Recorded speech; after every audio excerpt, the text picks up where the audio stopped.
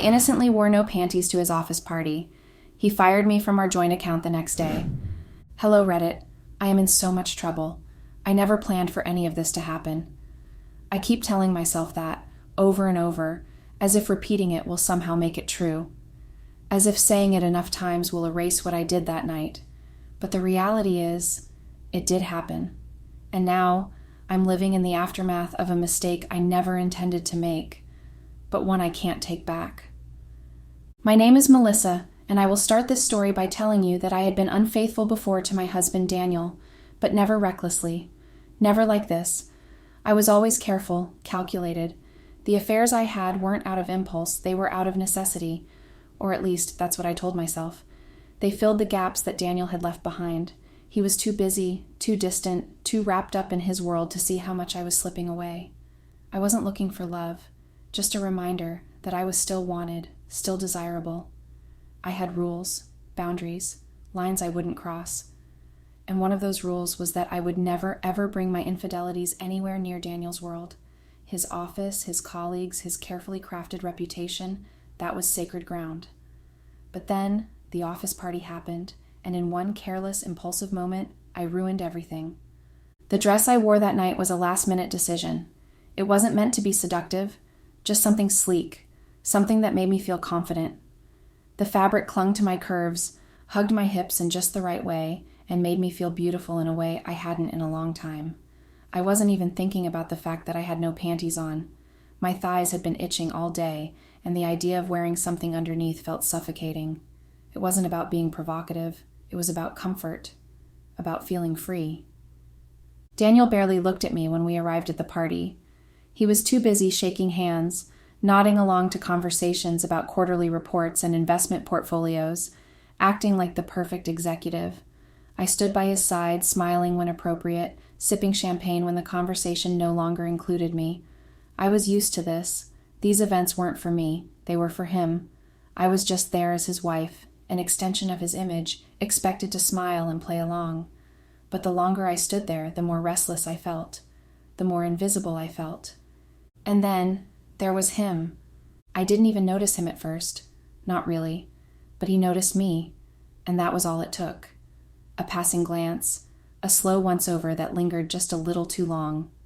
A smirk when our eyes met, an unspoken acknowledgement of something neither of us had said. The way his gaze flickered down my body, slow and deliberate, sent a shiver through me. The rush of being noticed. The rush of knowing that someone saw me, really saw me, in a way Daniel hadn't in years. I should have walked away. I should have reminded myself of the boundaries I had always kept, of the lines I wasn't supposed to cross. But I didn't. Instead, I played along. A glance here, a smile there, a casual touch as I reached for my drink, my fingers barely brushing against his wrist. It was dangerous, and I knew it. But that was the problem. I liked the danger. I liked knowing that, for just a moment, I wasn't just Daniel's wife, standing in the background while he played the part of the powerful executive. I was Melissa, and Melissa was wanted. The music was loud, the drinks were strong, and the energy in the room buzzed like electricity. I wasn't drunk, but I was tipsy enough to feel bold, reckless. When he leaned in close, murmuring something I barely heard over the music, the only thing I heard was that his name was Joe, and I felt my breath hitch. It didn't matter what he said. It only mattered that I wanted to hear it, that I wanted to feel something that wasn't boredom or routine. The heat between us was undeniable, but I still told myself it was harmless. Flirting wasn't a crime. Letting a man touch my arm, stand a little too close, wasn't crossing a line. Not really. I am just lying to myself.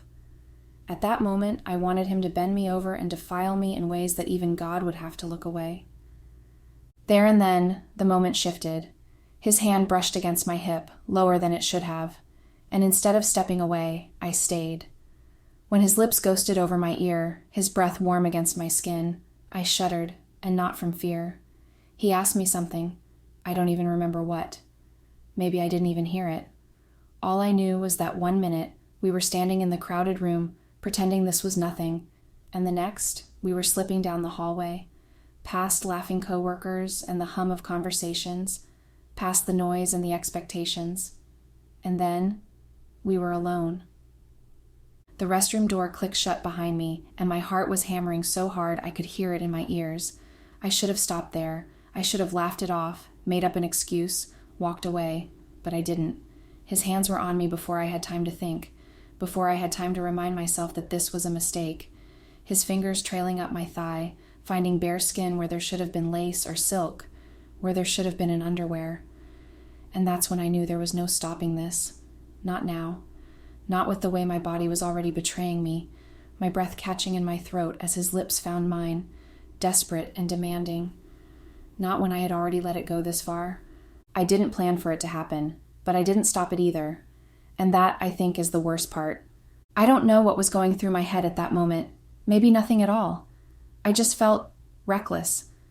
Like I wasn't myself anymore, like I was someone else entirely. Someone who didn't have a husband just a few rooms away. Someone who didn't have a life she was about to ruin. It happened so fast, but it didn't feel rushed.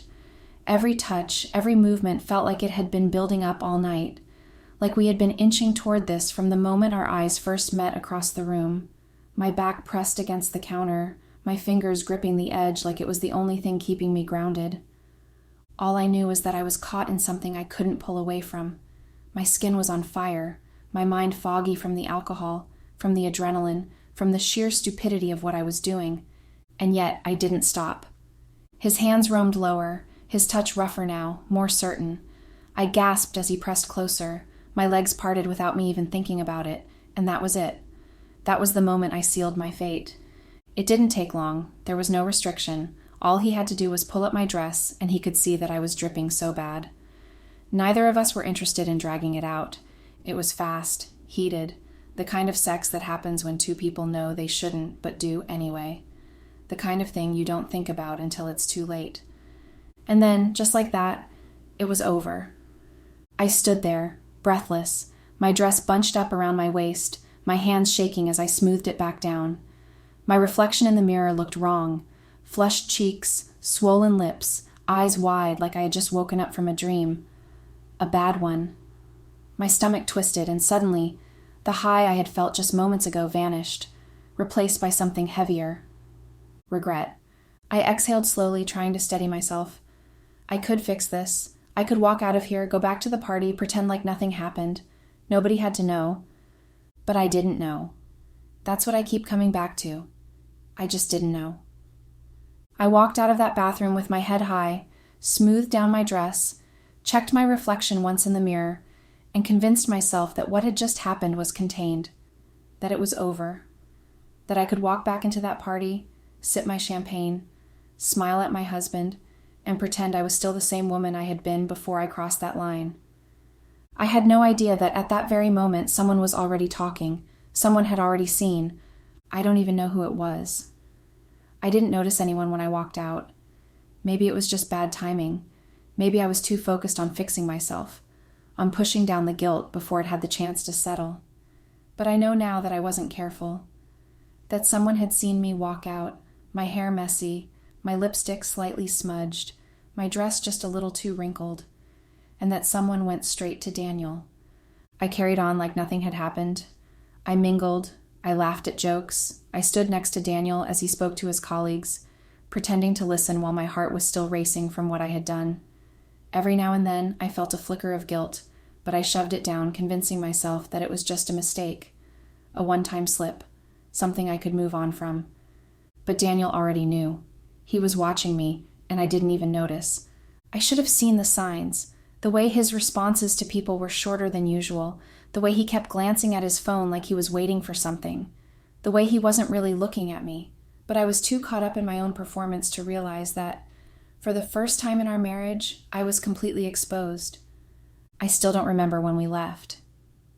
It's like my brain refuses to play that part back. One moment I was at the party, the next we were home, and everything still seemed normal.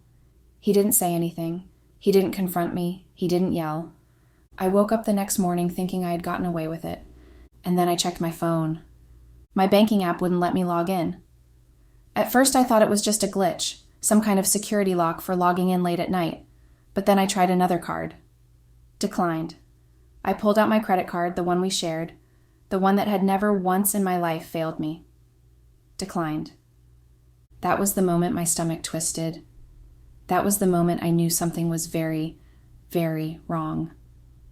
I rushed downstairs, heart pounding, still in my nightgown, my hair a mess, my head foggy from the night before.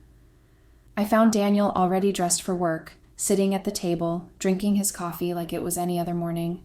And when I asked him what was going on, why my cards weren't working, why I couldn't access our account, he didn't even look at me. That's what got me the most, the lack of anything.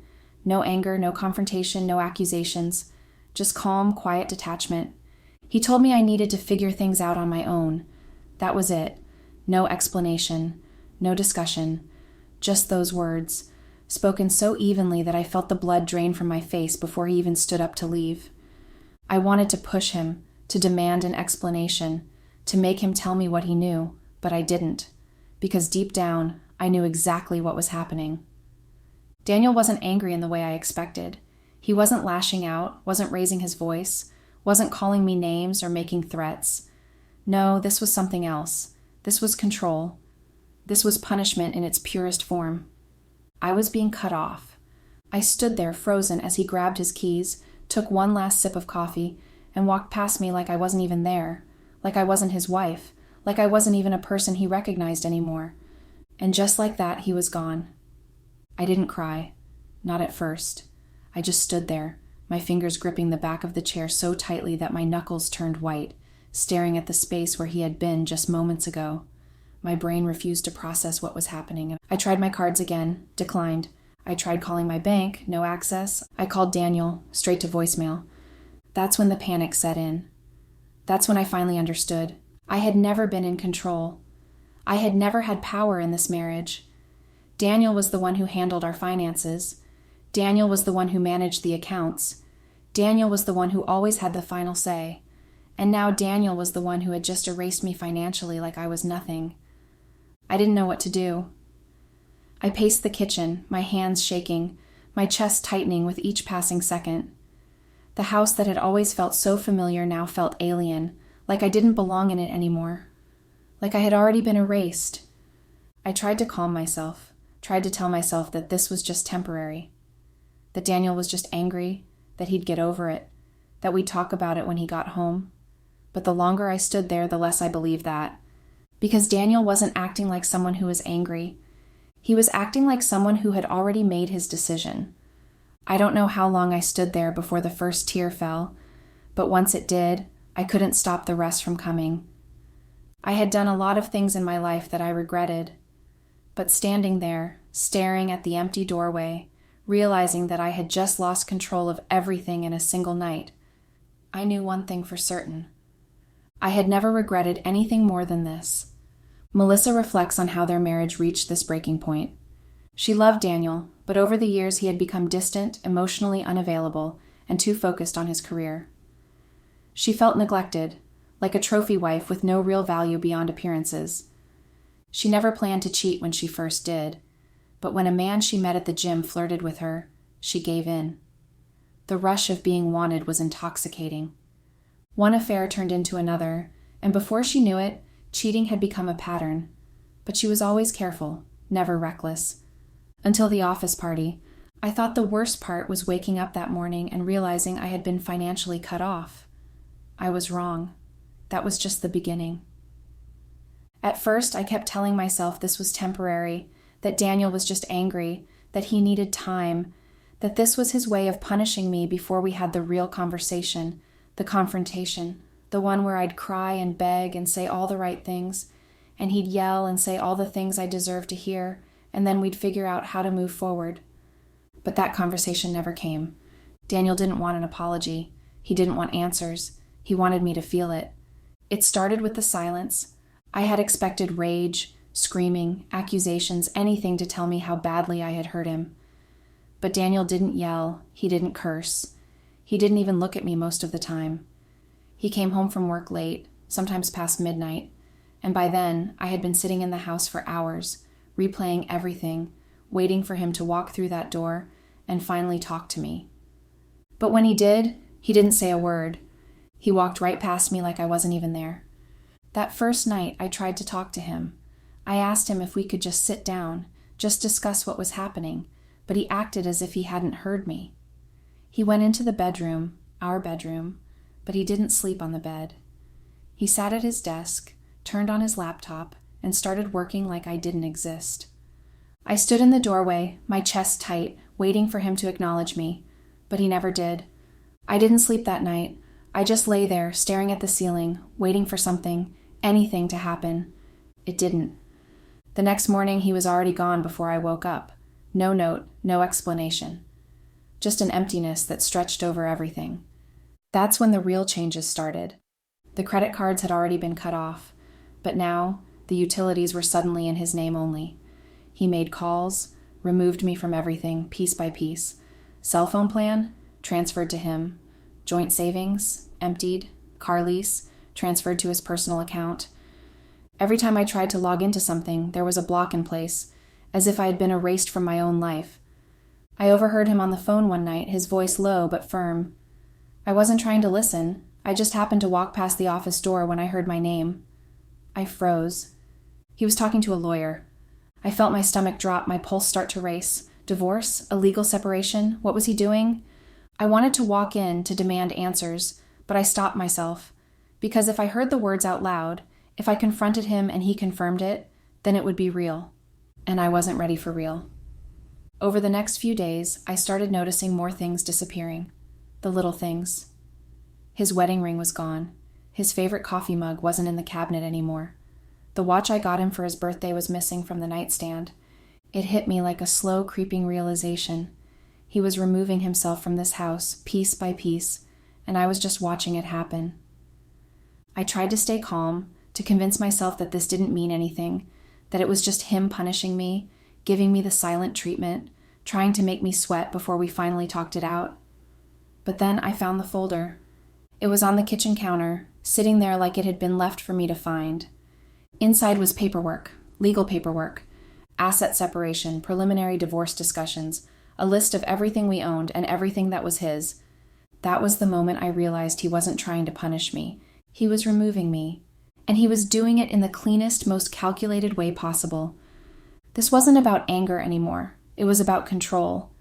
And for the first time since that night, I finally understood what I had done. I had lost him, and there was nothing I could do to stop it.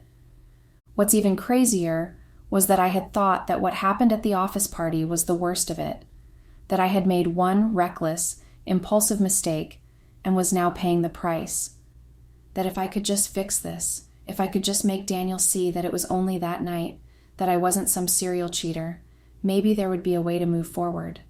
But I was wrong, because Daniel knew everything, not just about the man from the restroom, not just about that one night.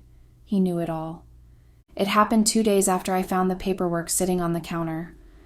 By then, I had already started panicking, already felt like my life was slipping out of my hands, but I still thought that if I could just get him to talk to me, I could control the narrative.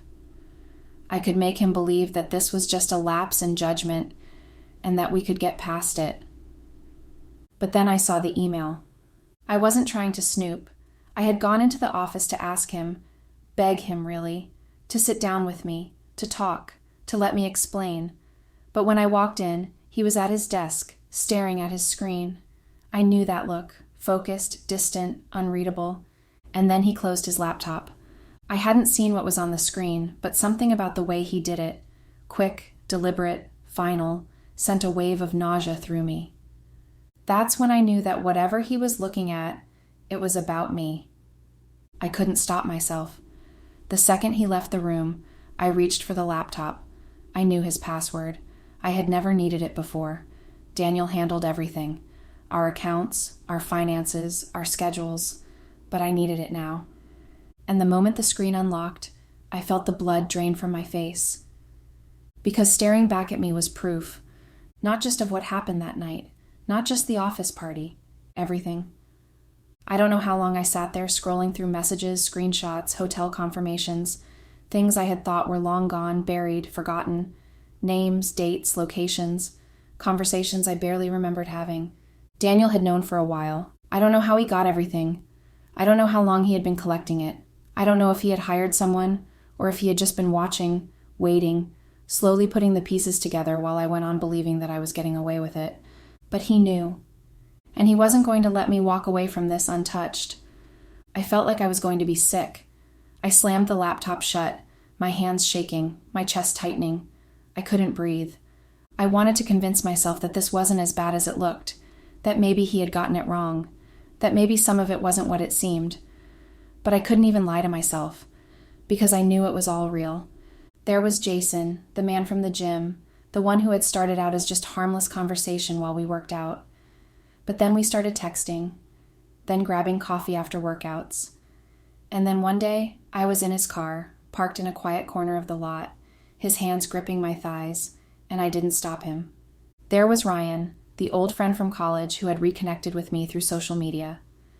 I had convinced myself that it was just catching up, just innocent nostalgia. But nostalgia turned into late-night conversations. And then suddenly we were in a hotel, and I was undoing his belt, and it was too late to turn back. And then there was Mark. I don't even know how Daniel found out about Mark. He wasn't local.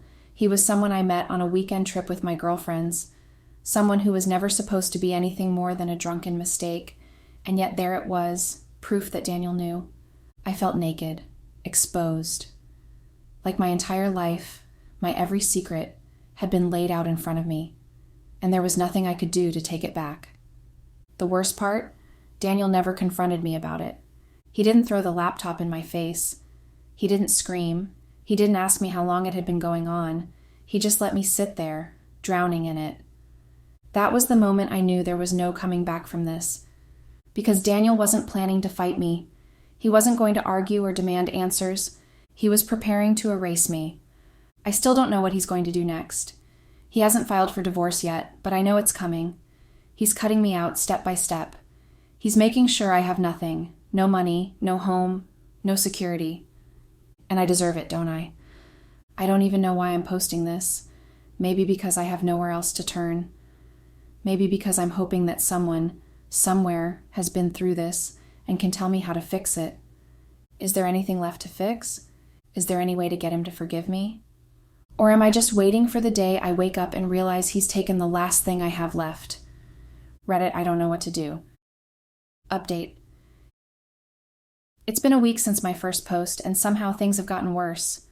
I didn't think it was possible, but every day feels like another layer of my life being stripped away, like I'm watching everything unravel in slow motion, and I can't do anything to stop it. Daniel is gone. I woke up 2 days ago and realized that for the first time since this all started, he didn't come home. Not late, not to sleep in the guest room, not to ignore me with that cold, empty look I've grown used to. He was just gone.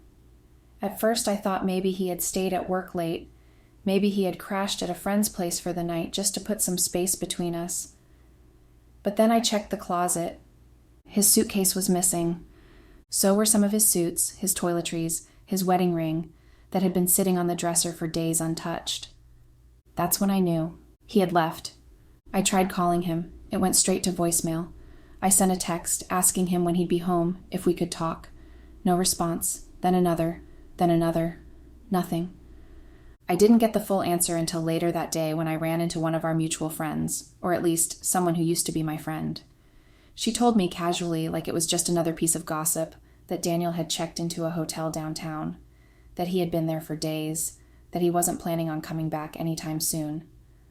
That was when it really hit me. He wasn't just angry. He wasn't just avoiding me. He was removing himself from this marriage entirely. I don't know what I expected. Maybe that he'd eventually break down, that he'd yell, scream, demand explanations, something to tell me he still felt something, even if it was hatred. But this quiet, methodical detachment, it's so much worse. Because it means he's already done grieving what we had. He's already moved on from me in his mind. And I don't think there's anything I can do to stop him. I thought losing Daniel was bad enough. I didn't realize I was about to lose everyone else too. I tried reaching out to the man from the party, the one who had been so eager, so hungry for me that night, the one who had whispered filthy things in my ear while his hands roamed my body, like I was the only thing that mattered in the world. Surely he still wanted me, right?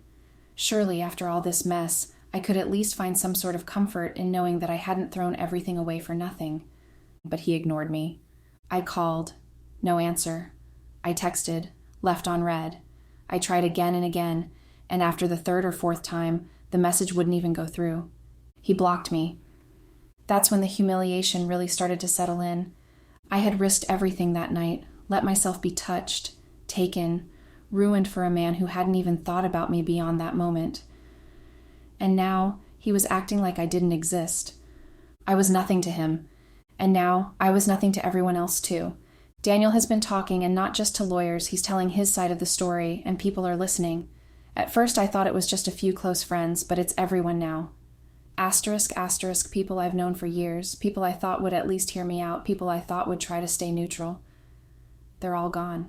Some of them won't return my texts. Some have unfollowed me on social media, their silence louder than any words. A few have reached out, but it's not to support me. It's to tell me how disgusted they are. I don't even know how much Daniel told them. Did he tell them about all of it? About Jason? Ryan? Mark? Or did he just tell them about the party? About me sneaking into a bathroom with another man while my husband was just outside? I don't know, and at this point it doesn't matter. Because in their eyes, I am the villain, and I'm completely alone. I don't know what I'm supposed to do. Every time I try to come up with a plan, it crumbles in my hands before I can even start.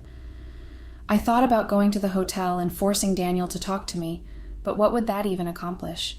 He won't even answer my texts. What makes me think he'd be willing to have a conversation face to face? I thought about trying to find another place to stay, but how? My cards don't work, my name isn't on any of the major assets, and my own family doesn't even want to hear from me right now. I thought about just waiting it out, seeing if time would make him soften, if eventually he'd get tired of this and come back. But I don't think he will, and I'm starting to wonder if I even deserve for him to. Is there any way to fix this? I know that sounds stupid. I know most people will probably say I deserve this, that I got exactly what was coming for me. And maybe that's true. Maybe I do. But is there any chance that I can make this right? Or has Daniel already decided that he's done with me forever? Reddit, I need help. Because I think I just lost everything, and I don't know what to do. Update. It's been 2 weeks since my first post, and if I thought I had hit rock bottom before, I was wrong. Because now, Daniel has moved on. I found out through mutual friends, or at least what's left of them. They weren't even trying to be cruel about it. They just mentioned it casually, like it was common knowledge, like I should have already known, like it wasn't the most humiliating thing I could possibly hear right now. He's seeing someone, and not just anyone. Someone younger, someone put together. Someone from his professional circle, the world he used to keep separate from me. I don't know how long it's been going on. Maybe it's new, maybe it's serious, maybe she's just a rebound, a distraction. But the way people are talking about it, it sounds real, and it's killing me. I tried telling myself that this was inevitable, that I had already pushed him too far, that it was only a matter of time before he found someone else. But hearing it, knowing it, it's different. I don't even know how to process it, because it's not just that he's with someone else. It's that he seems to be doing better without me.